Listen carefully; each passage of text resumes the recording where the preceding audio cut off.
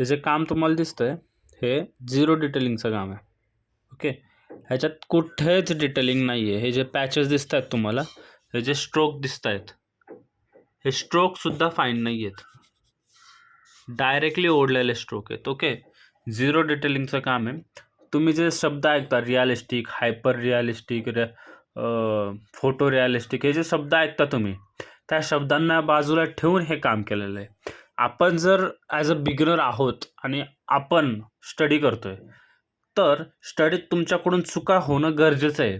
चुका जर तुमच्याकडून होत नाही म्हणजे तुम्ही स्टडीमध्ये पास आहे, म्हणजे तुमचं काम एकदम खतरनाक लेवलचं चालू आहे.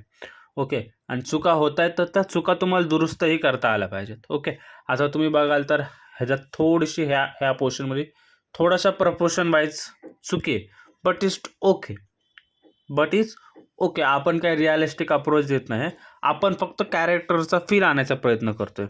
फक्त काय प्रयत्न करतोय आपण, हे पोर्ट्रेट आहे हे कळून आलं पाहिजे आणि कोणाचं पोर्ट्रेट काढलंय हे कळून आलं पाहिजे, एवढाच फील आपण आणायचा प्रयत्न करतोय. आणि ॲज अ बिगनर हा अप्रोच देणं तुमचं खूप गरजेचं आहे.